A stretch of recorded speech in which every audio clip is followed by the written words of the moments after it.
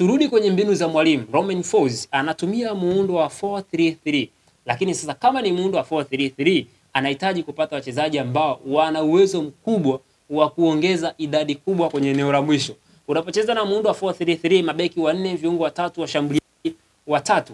Kwa maana kwamba Pacome akisimama kushoto, Dube juu, Maxi pembeni. Katikati walivyoanza na Mudathir Abbas, Duke Abuya na Aziz Andambwile, watu ambao wale wanatakiwa kukimbia. Mudathir hajakimbia sana leo kwenye dakika 45 za kwanza, kitu ambacho kiliipa Young Africans wakati mgumu, na Aziz Andambwile na Duke Abuya kujikuta wanacheza eneo kubwa kiwanjani, kiasi kwamba sasa wao walihitaji kutumia mbinu mbadala, Pacome Zouzoua na Maxi kuingia ndani, kuongeza idadi ya wachezaji ambao wanaweza kutengeneza lol katikati ya kiwanja, nafasi zikatengenezwa ili kuweza kumfikia mshambuliaji, kitu ambacho Young Africans wamekuja kukishtukia baada ya dakika 45 za kwanza. Akamuingiza Pacome Zouzoua eneo la katikati, akamweka Ofen Chikora na Edmund John ili wao watanue uwanja, kwa sababu wao ni mawinga ambao wana uwezo wa kuvuta uwanja. Fullback wa pembeni wavutike pembeni ili waache walinzi wa katikati wale wawili, mmoja akae na namba 9, then Pacome abaki na mchezaji mmoja ambaye ana uwezo wa kuamudu. Sasa kama Pacome akiongezeka juu, bado kuna mchezaji mwingine kiungo atakuja ataongezeka. Duke Abuya alikuwepo, baadaye akaja akaingia Racine Kouma. Kwa hiyo ni kitu ambacho mwalimu aliweza kukiona kwamba ni changamoto kwenye dakika 45 za kwanza. Mafurubeki wa Wydad walikuwa na relax, walikuwa wanaongezeka, wanakuwa na idadi kubwa ya wachezaji ambao walikuwa wako nyuma, kiasi kwamba Pacome Zouzoua wakati wanafinya uwanja na Maxi Nzengeli walikuwa hawapati nafasi za kupenya katikati, kwa sababu wanakuwa mienye yote imeshazibwa. Ndio maana akaamua kuingia na wachezaji kama Edmund John na Ofen Chikora ili kusudi waweze kutanua uwanja, kutanua mapana yale ya uwanja, kuwavuta mafurubeki, wawalazimishe watoke katikati waende pembeni, ili kusudi abaki katikati namba 4 na namba 5, kitu ambacho namba 4 na namba 5 wote wanabidi wakae tuseme wote wasimame wawili, ambapo katikati ya watu wawili anasimama mchezaji mmoja ambaye ni mshambuliaji wa Young Africans, Eiza Dube, baadaye akaja akaingia Boyeli. Na ukitazama kwenye bao la Young Africans na Pacome Zouzoua ndipo udhaifu ulipokuja kuonekana. Wote walibaki wawili kutaka kumlinda Endou Boyeli, Pacome akawa ameshuka. Huku wakati walinzi wa pembeni wale namba 2 namba 3 wa Willet Benguel walikuwa wamepanda juu kwenda kushambulia, kwa sababu Ofen Chikora na Edmund John walivuta uwanja wakarudi nyuma. Kwa hiyo wale waliwapa nafasi ya kupanda, wakati huo wakasahau kuweka ulinzi imara. Sasa unakutana na quality kama ya Pacome, ni lazima akuadhibu. Hakuna namna ambavyo anaweza kukuacha. Ndicho ambacho kimeifanya mechi ikawa imemalizika hapo kwa kupitia formation hiyo ya mwalimu Romain Folz. Wananchi wameshafuzu kwenda kucheza hatua inayofuata kwenye kufuzu hatua ya makundi ya ligi mabingwa barani Afrika baada ya ushindi wa ugenini wa bao 3-0 dhidi ya Wydad. Wameshinda tena bao 2-0 nyumbani Benjamin William Mkapa. Aggregate ni 5-0. Tayari wamefuzu. Nyinyi endeleeni kupiga kelele kwamba hawachezi vizuri, lakini direct football ya mbinu za kocha zimeshamlipa. Romain Folz anaendelea kuaminika kwenye kikosi cha Young Africans. Mchambuzi wa soka Tanzania George Mbangire anasema yes, Young Africans wameshinda nyumbani na ugenini. Nafikiri Young Africans wanatakiwa kuboresha, hasa pale wasipokuwa na mipira. Kuna nafasi kubwa kwenye maeneo yote matatu. Ilikuwa ni rahisi kwa Wydad kuifikia defense ya Young Africans kirahisi. Kivipi? Moja, wanakuwa wako mbali baina ya mchezaji mmoja na mwingine. Hapo wakipoteza umiliki wa mpira ni ngumu kurejesha. Hata maamuzi yao yanakuwa sio sahihi. Pass na movement zinakuwa zinakosewa sana, hasa kwenye dakika 45 za kipindi cha kwanza, ambapo unatazama mpaka tathmini zinakuja kutolewa. Young Africans walikuwa na 49% za umiliki wa mchezo, Wydad wakiwa na 51% za umiliki wa mchezo. Na pia anasema kuna kuwa na ugumu wa kutengeneza connection kuanzia eneo la chini, kuunganisha pasi za kutokea eneo la chini kwenda eneo la juu. Viungo walioanza walikuwa wanapoteza pasi kirahisi, hawakuwa wabunifu. Lakini pia akasema wakiwa na mpira, wachezaji wa mbele wanaingia ndani kwenye half space wakiwa kwenye mstari mmoja na namba 10 Pacome, Maxi na Abuya. Wakati huo fullbacks wanakuwa kama wingers, kitu ambacho leo hatujakishuhudia kikitendeka kwa asilimia hata 80 za mchezo. Wakati Pacome na Maxi wanapovunja ile eneo la kucheza kama wingback, wao wanaingia ndani kuwa kama midfielder, halafu mawinga wa pembeni wanapandisha timu.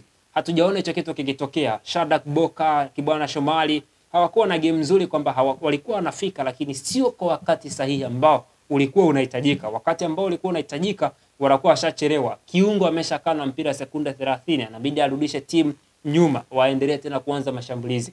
Ndio wakati mgumu ambao Young Africans walipitia hasa kwenye dakika 45 za kipindi cha kwanza, lakini baada ya hapo Young Africans walikosa usahihi wa maamuzi yao ya mwisho.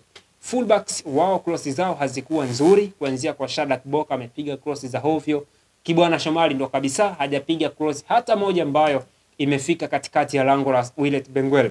Sasa unafanyaje? Maamuzi yao ndani ya boxi yalikuwa ni sahihi, then ufanisi ulikuwa ni mdogo mbele ya goli, kitu ambacho kimepelekea kuona uchache mabao kwenye mechi ya leo. Hasa kwenye kipindi cha kwanza magoli ilikuwa ni ngumu kupatikana. Willet walianza vizuri mchezo wao bila mpira, walikuwa na muundo mzuri wa kuzuia kwa utulivu wakati wanaanza build up, na waliongeza usahihi hasa kwenye pasi zao za kusogea kwenye eneo la mbele. Walipoteza mipira kirahisi, walikosa quality ya kuifungua defense ya Africans. Walihitaji mchezaji mwenye uwezo wa kucheza kwenye maeneo finyu na kufanya vitu vitokee kama Pacome Zouzoua. Ukitazama bao la pili la kwanza la Young Africans la Pacome Zouzoua ni bao ambalo limetengenezwa katika eneo finyu, ni counter attack, yes, lakini unahitaji mchezaji ambaye ana uwezo wa kufanya vitu vitokee pale ambapo wewe ulikuwa hautarajii. Tofauti na hivyo basi lisingekuwa bao, kwa sababu alichukua mpira katika nafasi ambayo kwanza amekabo na amebano, lakini aliweza kutengeneza pasi ambayo ilikwenda ikamkuta Andy Boyel, na Boyel pasipokuwa na hiana akawa ameshatengeneza shimo Pacome Zouzoua, akatengeneza pasi kuireceive. Ile receiving ndio ambayo inampa credit kubwa Pacome Zouzoua, kwa sababu angekuwa mchezaji mwingine ambaye control yake sio nzuri, angereceive, mwisho wa siku ule mpira ungeenda kuchezwa aidha na goalkeeper ama mlinzi ambaye alikuwa tayari ashafika miguuni kwa Pacome Zouzoua kumharasi. Lakini tunafahamu uwezo alionao Pacome Zouzoua, touching yake ya kwanza tu ilitosha kuonesha kwamba yes, pale angeweza kufanya kitu na mwisho wa siku akaweza kuscore. Kwa hiyo tuseme kwamba Young Africans wameshinda mechi kwa sababu wamepata wachezaji ambao wanaweza kufanya vitu vitokee katika matukio machache kiwanjani, lakini hawajashinda mechi kwa sababu walikuwa bora kiwanjani. Aziz Ndambwile anazidi kuimprove na kufanya performance yake kuwa kubwa zaidi, kwa sababu kila ambacho anakifanya mwalimu kwa kumwamini, na yeye anadhiri kuthibitisha hilo. Ameshafunga mabao mawili kwenye mechi mbili, amewafunga Willet nyumbani na ugenini. Ndiye mchezaji pekee amefanya hivyo, lakini kwa utulivu na akiwa na mipira, usahihi wa pasi, nidhamu yake ya kuzuia nafasi akiwa uwanjani, nidhamu yake ya kukaa kwenye space kwa muda mrefu katika eneo lake ambalo linamhusu, anathibitisha hilo.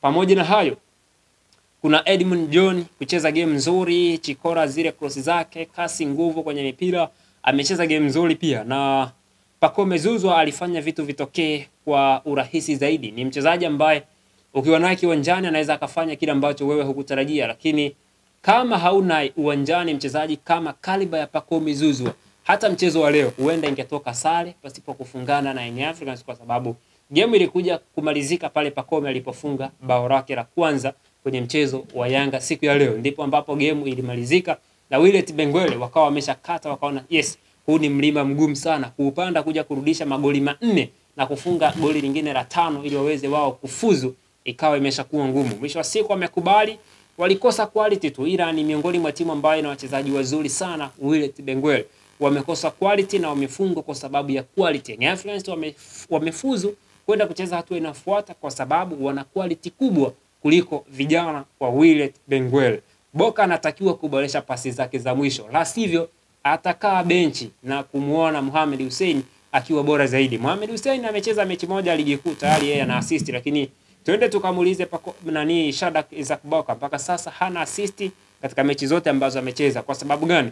Ana end product mbaya, pasi zake za mwisho hazinaga athari chanya kwenye kikosi cha Young Africans. Ni kama tu huwa akifika eneo la mwisho anapiga cross, aonekana amepiga cross, mara nyingi hana pasi za mwisho nzuri, kitu ambacho anapaswa kukifanyia kazi, kwa sababu kwa sasa yupo mlinzi anaweza akafanya hivyo vitu vikitokea, asija akashangaa kusogua benchi msimu huu. Msimu ulioisha alikuwa anacheza naye Kibwana Shomari. Kibwana Shomari ni mtu ambaye anatumia mguu wa kushoto sometimes, kwa hiyo akiwa hayupo fiti Shadrack Boka anacheza Kibwana Shomari, lakini msimu huu yupo mtu wa kazi Mohamed Hussein Zimbwe Junior. Hicho ni kitu ambacho anapaswa kukifahamu Shadrack Boka. Sasa